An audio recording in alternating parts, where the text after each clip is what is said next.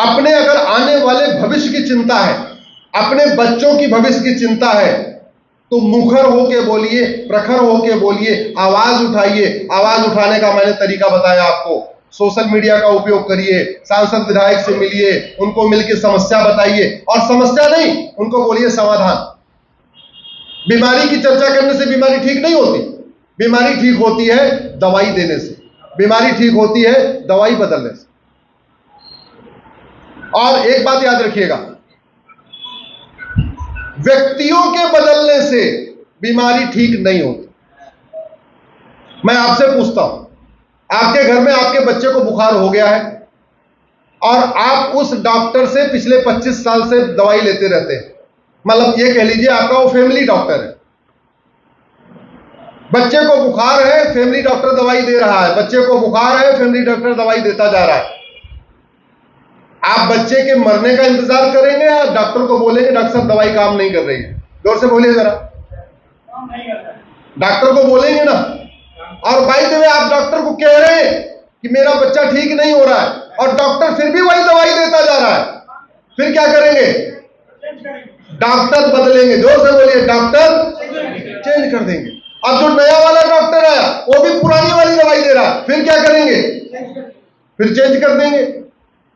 फिर नए वाले को डॉक्टर के पास गए, वो जहां गए वो भी पुरानी वाली दवाई दे रहा, फिर क्या करेंगे? अरे पिछले 75 साल से डॉक्टरी तो बदल रहे हो,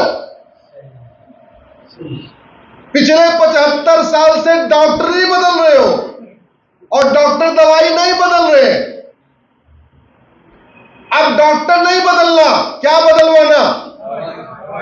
डॉक्टर के ऊपर सर के पे चढ़ के बोलना ये दवाई काम नहीं करेगी, हमको बढ़िया दवाई चाहिए, हमको ड्रग स्मगलिंग के खिलाफ सिंगापुर वाली दवाई चाहिए, हमको घुसपैठ के खिलाफ जापान वाली दवाई चाहिए, हमको जनसंख्या विस्फोट रोकने के लिए चीन वाली दवाई चाहिए, हमको धर्मांतरण रोकने के लिए कोरिया वाली दवाई चाहिए। दुनिया के बहुत सारे देशों में घुसपैठियों को 10 से 20 साल सजा दी जाती है। दुनिया के बहुत सारे देशों में धर्मांतरण कराने के लिए जो एफर्ट करता है उसको 10 से 20 साल सजा होती है। दुनिया के कई देशों में ड्रग स्मगलिंग करने वाले को फांसी होती है। हमारी समस्याओं का जो सबसे बड़ा, सनातन संस्कृति के लिए जो सबसे बड़ा खतरा है, अगर मोटा मोटा कहें तो दो है। पहला करप्शन, दूसरा पॉपुलेशन एक्सप्लोजन। करप्शन बहुत बड़ा खतरा है और पॉपुलेशन एक्सप्लोजन भी बहुत बड़ा खतरा। पॉपुलेशन एक्सप्लोजन को अगर हमने नहीं रोका तो स्थिति बदतर हो जाएगी, और वो तभी रोकेगी जब डिमांड होगी। याद रखिएगा, डेमोक्रेसी में डिमांड और सप्लाई होती है। जिस चीज की डिमांड होती है उसकी सप्लाई होती है। आप डिमांड ही नहीं करोगे तो सप्लाई कहां से होगी? मेरे अकेले कहने से कुछ नहीं होगा। हां, हर जिले से जब आवाज शुरू हो जाएगी, जलपाईगुड़ी से भी आवाज आएगी, सिलीगुड़ी से भी आवाज आएगी, कलकत्ता से भी आएगी, दार्जिलिंग से भी आएगी, वर्धमान से भी आएगी, दक्षिण अपना 24 परगना से भी आएगी, तब जाके कानून बनेगा। ऐसा नहीं है, बनेगा, लेकिन संगठित होके बटोगे तो, और संगठित होके रहोगे तो।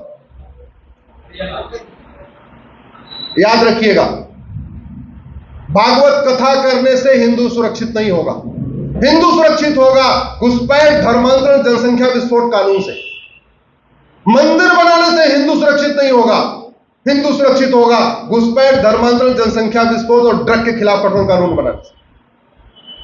सनातन संस्कृति को बचाना है तो कानून ही बदलना पड़ेगा, नहीं तो डॉक्टर बदलते रहिए, डॉक्टर बदलते रहिए, डॉक्टर बदलते रहिए। एक दिन बीमारी इतनी ज्यादा बढ़ जाएगी कि कोई डॉक्टर काम नहीं आएगा और फिर आदमी खत्म हो जाएगा। और जिनके भरोसे आप बैठे हुए, आपसे मतलब अपने ऊपर मत लेना, सारी बात आपके लिए थोड़ी कह रहा हूं। जिनके भरोसे आप बैठे हुए, ये 25 साल के बाद आपके बच्चों को बचाने नहीं आए। मैंने जब इंजीनियरिंग छोड़ा और मैंने वकालत शुरू किया, पहले मैं इंजीनियर था, पहले मैं मारुति में था जहां कार बनती है। पहले ये सरकारी कंपनी हुआ था, गवर्नमेंट की कंपनी थी। और जब मैंने इंजीनियरिंग छोड़ के वकालत शुरू किया तो लकली भगवान की कृपा से मुझे पहले गुरु मिल गए राम जेठमलानी जी। वकालत की ABCD मैंने जेठमलानी जी से सीखी, उनका चैम्बर मैंने ज्वाइन किया। एक दिन मैंने उनसे पूछा, हमने कहा सर आपको कितने दिन पहले पता चला कि अब हमें सब कुछ छोड़ के भागना पड़ेगा? वो पाकिस्तान के रहने वाले थे। राम जेठमलानी जी का 2-3 रिकॉर्ड आज तक टूटा नहीं है पूरी दुनिया में। पूरी दुनिया में सबसे कम उम्र में वकालत करने वाले श्री राम जेठमलानी है। 17 साल की उम्र में उन्होंने वकालत किया था, लॉ किया था। पहले वकालत में एनरोलमेंट की एज 18 साल थी, उनका 17 साल में लॉ हुआ था, तो उनको एक अलग से उनको परमिशन दिया गया था और उनको 17.5 साल में उनका कोर्ट में रजिस्ट्रेशन शुरू हो गया था और 18 साल की उम्र से उन्होंने केस जीतना शुरू कर दिया था। ऐसे कई रिकॉर्ड उनके नाम है जो आज तक कोई तोड़ नहीं पाया। मैंने उनसे पूछा, हमने कहा सर कितने देर पहले पता चली कि अब सब कुछ छोड़ के भागना पड़ेगा? पाकिस्तान के बहुत संपन्न थे, सिंधी थे, पैसे वाले थे, व्यापारिक घराने के थे और फिर पाकिस्तान के टॉपर थे वो स्कूल में और सबसे कम उम्र में लॉ किया था। मैंने कहा सर कब पता चला? बोला बेटा 1 घंटे पहले पता चला कि सब कुछ छोड़ के भागना पड़ेगा। और बोले मकान छूटा, दुकान छूटा, खेत छूटा, खलिहान छूटा, घर छूटा, परिवार छूटा, केवल 10 रुपए की नोट थी वही लेके भागा है। मनमोहन सिंह जी कुछ लेके नहीं भाग पाए, सब कुछ छोड़ के भागना पड़ा। अगर आप किसी गलतफहमी में हैं तो चाहे वो हिंदू हो, चाहे जैन हो, चाहे बौद्ध हो, चाहे सिख हो, अच्छी तरीके समझ ले। चाहे आप मारवाड़ी है, चाहे गुजराती है, जो भी है अच्छी तरीके समझ लीजिए। मनमोहन सिंह जी पैजामा पहन के भागे थे, कुछ नहीं लेके आ पाए थे। राम जेठमलानी जी सब कुछ छोड़ के आए वहां से। लाल कृष्ण आडवाणी जी सब कुछ छोड़ के भाग के आए। इंद्र कुमार गुजराल साहब सब कुछ छोड़ के भाग के आए थे। पृथ्वीराज कपूर, जिसका कपूर खानदान बॉम्बे में आजकल बॉलीवुड पे राज कर रहा है, वो पृथ्वीराज कपूर जी सब कुछ छोड़ के भाग के आए थे। ऋतिक रोशन के दादा रोशन साहब सब कुछ छोड़ के भाग के आए थे। गुलजार साहब सब कुछ छोड़ के भाग के आए थे। मिल्खा सिंह जी सब कुछ छोड़ के भाग के आए थे। लाला अमरनाथ क्रिकेटर हुआ करते थे, सब कुछ छोड़ के भाग के आए थे। कोई 10 रुपए लेके भागा, कोई 5 रुपए लेके भागा, कोई अंडरवियर पहन के भागा, कोई पैजामा पहन के भेगा। और जबकि ये जो मैंने नाम लिए हैं, इनके पास दुकान भी था, मकान भी था, खेत भी था, खलिहान भी था, व्यापार भी था। ये वो मैंने नाम लिए। उस जमाने के लखपतियों का नाम मैंने आपके सामने लिया। और अभी आप देख लीजिए, कुछ दिन पहले आपके यहीं से 400 किलोमीटर दूर क्या क्या हुआ। इसलिए मैं कहता हूं, भारत को बचाने के लिए कठोर कानूनों की मांग करिए, सांसद से मिलिए, विधायक से मिलिए, 1 घंटे का समय निकालिए, सोशल मीडिया का उपयोग करिए, फेसबुक उपयोग करते हैं मेरे साथ जुड़ जाइए, ट्विटर यूज करते हैं तो भी मेरे साथ जुड़ जाइए, इंस्टाग्राम यूज करते हैं मेरे साथ जुड़ जाइए। मैं अपने साथ जुड़ने के लिए इसलिए कह रहा हूं, आपको बना बनाया मटेरियल मिलता रहेगा, आपको ज्यादा स्टडी नहीं करनी पड़ेगी, आपको ज्यादा रिसर्च नहीं करना पड़ेगा। रिसर्च वाला काम हमारे ऊपर छोड़ दीजिए, हमारी टीम रिसर्च ही करती रहती है। लेकिन कम से कम उन बातों को पहुंचाइए। तो अगर आपके फेसबुक पे 500 फ्रेंड हैं तो आप जो लिखोगे उसको 500 लोग पढ़ेंगे। आपके फेसबुक पे अगर 5000 लोग हैं, आप जो लिखोगे उसको 5000 लोग पढ़ेंगे। और सबसे बढ़िया, हर व्यक्ति को अपना नाम पसंद होता है। आपका नाम अगर केशव है, आपका नाम अगर उत्कल है, आप सारे उत्कल को बनाइए, पूरे देश भर के 5000 उत्कल जोड़ लीजिए। आप जो कहेंगे वो मानेगा भी, आप जो कहेंगे वो सुनेगा, सोचेगा, देखेगा। और मैंने फिर से कहा, आप पार्टियों के चक्कर में मत पड़िए, अपने बच्चों के भविष्य की चिंता करिए। कोई भी पॉलिटिकल पार्टी आपके बच्चों को 25 साल के बाद बचाने नहीं आएगी, लिख के रख लीजिए। जिन नेताओं के भरोसे आप बैठे हैं, ये 25 साल के बाद आपके बच्चों को बचाने नहीं आएंगे, आपके नाती पोते को देखने नहीं आएंगे। लेकिन मैं गारंटी के साथ कहता हूं, अगर समान शिक्षा समान नागरिक संहिता लागू हो गई घुसपैठ नियंत्रण, धर्मांतरण नियंत्रण, जनसंख्या नियंत्रण, नशा नियंत्रण के खिलाफ कठोर कानून बन गया, आप भी सुरक्षित रहेंगे, आपके बच्चे भी सुरक्षित रहेंगे। अगले कम से कम 500 साल की गारंटी मैं लेता हूं, 500 साल की गारंटी मैं लेता हूं अगर ये कानून बदल गए तो। आज बंगाल की पुलिस अलग तरीके से काम करती है, यूपी की पुलिस अलग तरीके से काम करती है। क्यों? क्योंकि 1861 का पुलिस एक्ट चल रहा है। पूरे भारत की पुलिस एक जैसा काम करे। जैसे आजकल यूपी में पुलिस बुलडोजर लेके घूमती रहती है, पहले किराए पे लेते थे बुलडोजर, आजकल खरीद भी लिए, बार बार किराए पे लेना पड़ रहा था। आप चाहते हैं आपके राज्य में भी पुलिस अपराधियों पे कहर बन के टूटे, तो वो तब टूटेगी जब 1861 का पुलिस एक्ट बदलेगा और भारत में यूनिफॉर्म पुलिस कोड लागू होगा। अपराध तब रुकेगा जब झूठी शिकायत, झूठी ये सब चीजें गंभीर अपराध घोषित हो जाएंगे।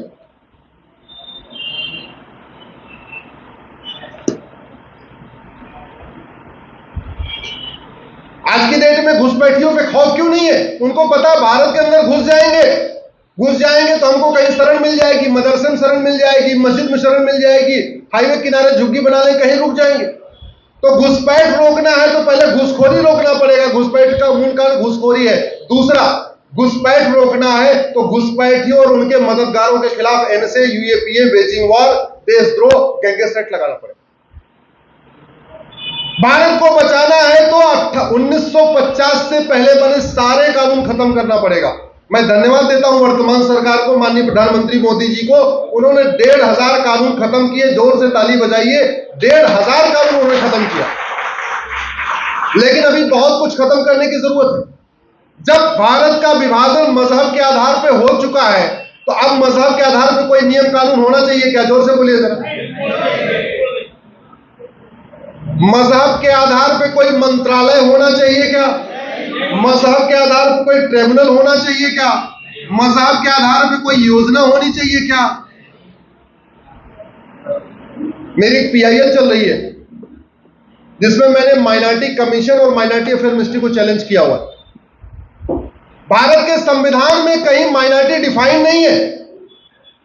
भारत के किसी कानून में माइनॉरिटी डिफाइन नहीं है। 0.5% वाला माइनॉरिटी होगा कि 1% वाला माइनॉरिटी कहीं लिखा ही नहीं है। इसके बावजूद माइनॉरिटी कमीशन चल रहा है, माइनॉरिटी अफेयर मिनिस्ट्री चल रही है, हजारों करोड़ की योजनाएं चल रही है। पूरा जो डिपार्टमेंट चल रहा है उसका वेतन भत्ता गाड़ी बंगले पे खर्च हो रहा है। और किसके पैसे से खर्च हो रहा है? आपके पैसे से। आपके पैसे से मजहब के आधार पर बोर्ड चल रहा है, आपके पैसे से मजहब के आधार पर ट्रिब्यूनल चल रहा है, आपके पैसे से मजहब के आधार पर योजनाएं चल रही हैं, आपके पैसे से मजहब के आधार पर मकान दिया जा रहा है। सब कुछ मजहब के आधार पर हो रहा है और फिर भी आराम से आप शांत हैं, पैसा देते जा रहे हैं, बोलते ही नहीं है। घर में बच्चा 500 रुपए मांगता तो भी पूछते हैं 500 रुपए कहां खर्च करोगे, और लाखों रुपए टैक्स दे देते फिर भी नहीं पूछते भैया टैक्स में जो दे रहा हूं कहां खर्च हो रहा है, सही खर्च हो रहा है कि गलत खर्च हो रहा है। एक पार्लियामेंट, हमारे संविधान निर्माताओं ने कहा कि मजहब के आधार पर कुछ भी नहीं होगा। इसके बावजूद 1954 में नेहरू जी ने कानून बना दिया, उसका नाम है वक्फ एक्ट। इंदिरा जी ने उसको और मजबूत किया, राजीव गांधी ने उसको और मजबूत किया। 1995 में नरसिम्हा राव ने उसको असगर बना दिया। असगर का मतलब किसी भी चीज को निकल जाए। और 2013 में मनमोहन सिंह ने तो उसको पूछो अनलिमिटेड पावर दे दिया, जहां मन करे उंगली रख दे वही उसका। भारत में और किसी के लिए अपना ट्रिब्यूनल नहीं है। हिंदू, जैन, बौद्ध, सिख, पारसी, ईसाई, यहूदी, बहाई, किसी के लिए अपना ट्रिब्यूनल नहीं है। लेकिन मुस्लिम्स के लिए अपना ट्रिब्यूनल है। हमने उसको सुप्रीम कोर्ट में चैलेंज किया हुआ है। अभी वक्फ बोर्ड जेपीसी बनी है, वहां मैंने प्रेजेंटेशन दिया था 14 तारीख को। अभी मंडे को मेरा फिर प्रेजेंटेशन है वक्फ जेपीसी के सामने। मैंने जब वहां क्या बातें हुई वो कहना ठीक नहीं है, वो कॉन्फिडेंशियल होती है, बताना ठीक नहीं है। लेकिन जो बातें मैंने कोर्ट में बोली वो बता रहा हूं आपको। भारत बाइबल और कुरान से चलेगा या भारत संविधान से चलेगा? संविधान से चलेगा। लेकिन भारत चल रहा है बाइबल और कुरान से।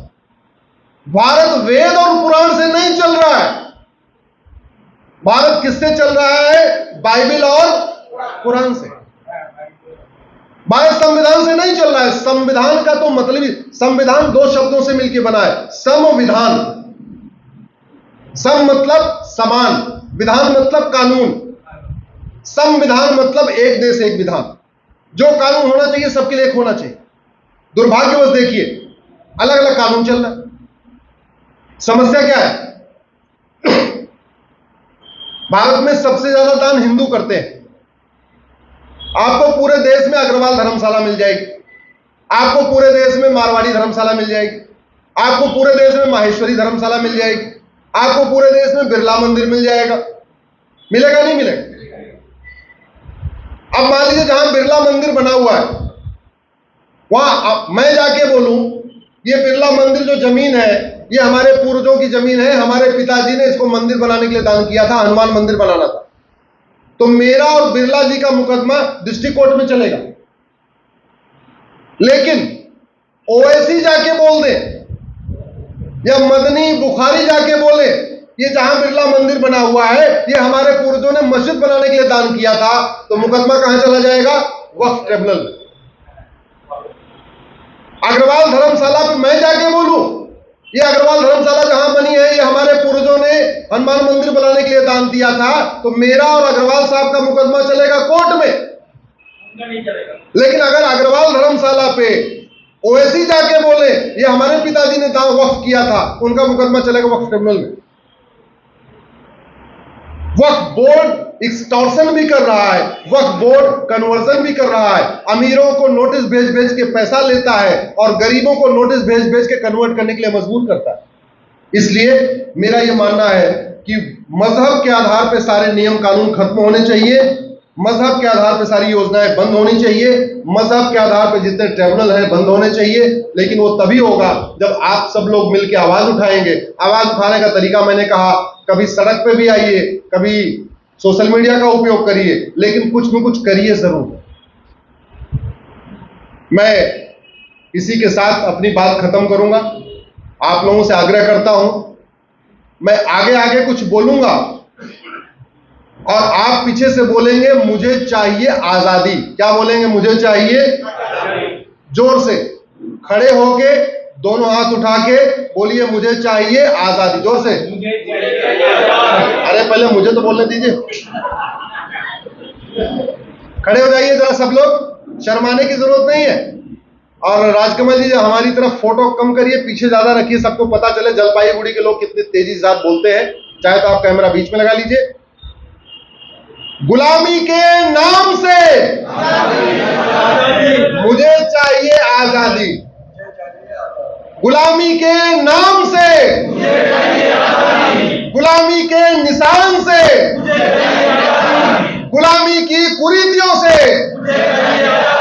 गुलामी की कुप्रथाओं से, गुलामी की पुलिस व्यवस्था से, गुलामी की न्यायिक व्यवस्था से, गुलामी की टैक्स व्यवस्था से, रोहिंग्या बांग्लादेशी घुसपैठ से, लव जिहाद लैंड जिहाद से, मिशनरियों के धर्मांतर से, जिहादियों के धर्मांतर से, भ्रष्टाचार अपराध से।